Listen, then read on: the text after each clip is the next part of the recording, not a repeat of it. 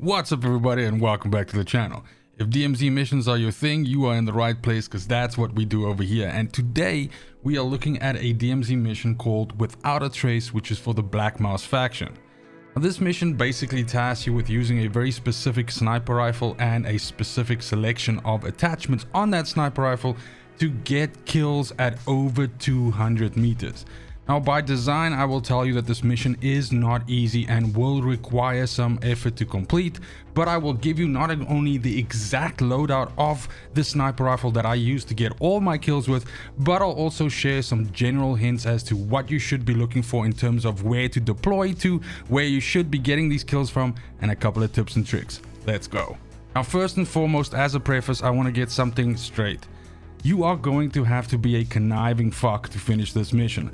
The bottom line is, due to the sheer distance that you need to be taking your shots from, you are going to want to get into a position where you can wait for enemies to show up and essentially tag them. Now, if you were playing in a team and your teammates could potentially be setting up firefights for you and you can be hitting those guys from far away, sure, that's a different thing. But in the particular case of this video and how I did it solo, and therefore you absolutely want to be playing strong positions where you can take these shots from on unsuspecting enemies. Another strategy which I also employed is obviously right at the beginning when you spawn, knowing where other teams spawn and positioning behind them as fast as possible. As they're busy gearing up and clearing out AI, you can pop them in the back and hopefully reap some kills there as well. The bottom line, you're gonna have to be fucking sneaky, and I hope you're ready for it. So let's talk loadout. You have to be using the MCPR 300 sniper rifle for this mission. It is the only sniper rifle that works, obviously, and specifically 3 of the attachments out of your possible 5 are already chosen for you. You have to use the Raptor FVM40 scope. That is the scope that allows you to essentially range find enemies by using shift, and you'll see a little icon below the reticule showing you the exact adjustment that you have to do for distance, which can absolutely help in this mission due to the range at which you need to be killing enemies from, which is over 200 meters. Then you also have to use the SZ 1mW PEQ laser. And last but not least, the mission specifies that it needs to be a silenced sniper rifle, so you absolutely have to use a silencer of some sort. I recommend the Bruin Agent 90, but it's really your choice. You can use whichever one you want. Now, the other 2 attachments is dealer's choice, and you can use whatever makes the gun feel better for you. But in my case, what I opted for was modifying the barrel to the 22-inch OMX 456, which just in general increases the lethality of the sniper rifle. And then last but not least, I also did swap up the ammunition for the .300 mag high velocity. A high velocity ammo in this game essentially means that your bullet drop is even less, your bullets travel faster, which means overall you can shoot even longer distances and your bullets hit the targets quicker, which makes accuracy that much easier to achieve. Now, lastly, before we get into the 2 areas that I want to highlight where you could potentially be setting up your ambushes and getting your kills from, I want to share 3 general tips which will most likely improve your chances of success. The first one is, I absolutely advise you to bring a spotter scope in with you as one of your, well, basically your tactical. This is of course the scope that allows you to look through essentially binoculars, and this allows you, or gives you, another option of surveying the battlefield without giving your position away, due to the fact that the Raptor scope on your sniper rifle produces a fairly big white glare effect that enemies can see when you're aiming at them. So you only want to really be pulling that out when they aren't looking at you, or when you're guaranteed that you're going to get the first shot off. Now, the spotter scope has some nuance to it as well, which I want to mention, and that is that when you are using the spotter scope, you'll often see that not only AI but human players get this red sort of like reticule over them, and if you hold your spotter scope over the target for long enough, then it actually locks onto them. Now, this provides a noticeable effect on your target, and on their HUD they will get a message as spotted. So you should not be doing that. What you should be doing is using the spotter scope to feather targets. So what I mean by that is not locking directly onto them, as you can see in the footage and behind here, but essentially just bumping it up and making sure that you get them into view so that you can see, but not giving your position away. This way you can use the spotter scope without actually revealing who you are looking at, and you can set up the perfect time to take your shot. The second tip is a simple one, but something that I still often see budding snipers struggle with, and that is defilating.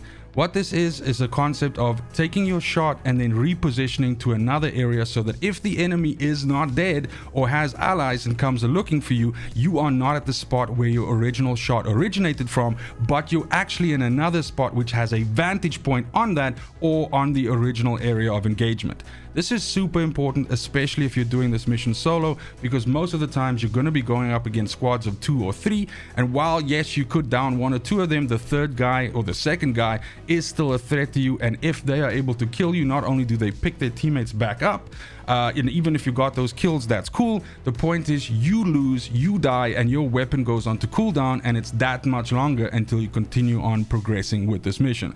So absolutely don't get bogged down in areas. Don't have horse blinders on. Take your shot. If you miss, move. If you hit, move. Always be on the move. Be a smart, fast, agile sniper, and you'll survive much better.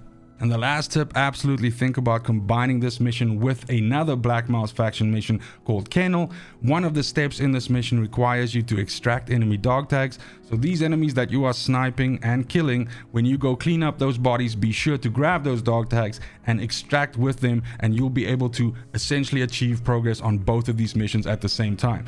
For your secondary weapon, if you bring in a silenced rifle, then you can also use that to essentially also progress that part of Kennel. So absolutely think about combining these two together, and it'll just be better progress for you overall. Then let's talk positioning.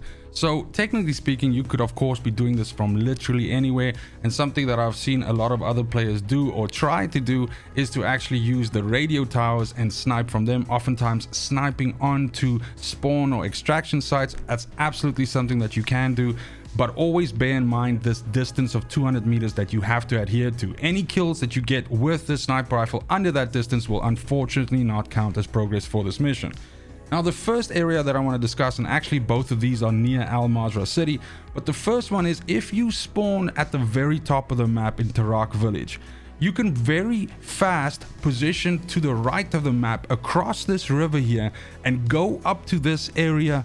And I'm not sure that you're supposed to be able to get up here, because as you can see, the rendering up here is not fantastic. It's not great. But the point is, as you get up here, whether you position yourself underneath this power tower here or specifically where this tree is here, this gives you a fantastic vantage point over Al Mazrah city and over essentially 3 spawn areas that start right below you and to your left by 2 positions.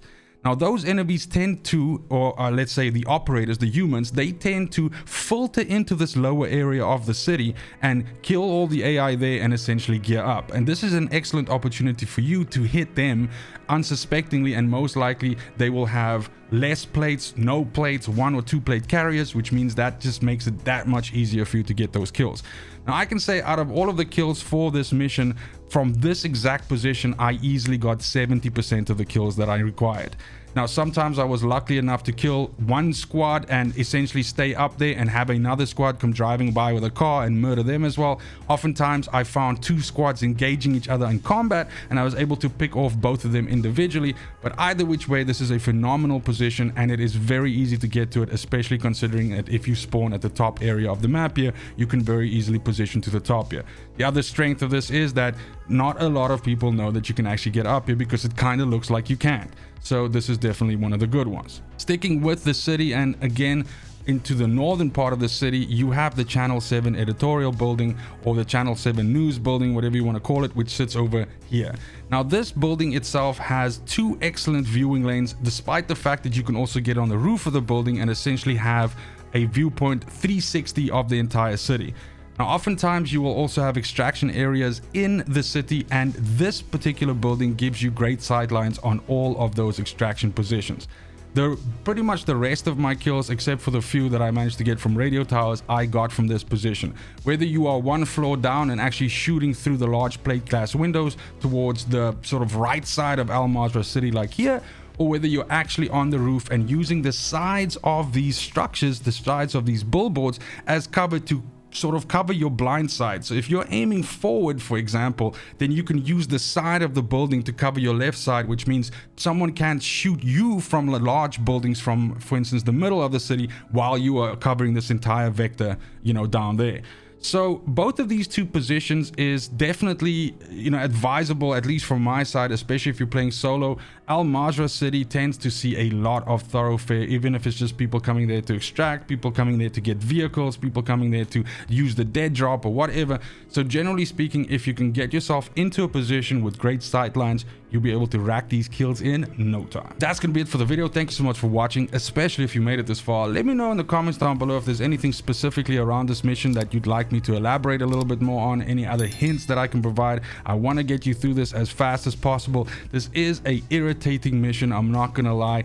I'm not a huge fan of this particular sniper rifle. There's two other ones which I absolutely prefer over it, so this was a bit of a slog for me, but you'll get through it, because if I could do it, anybody can do it. Either which way, thank you so much for watching. As I mentioned, it's just super important to me that you have a fantastic morning, afternoon, and evening wherever you are in the world.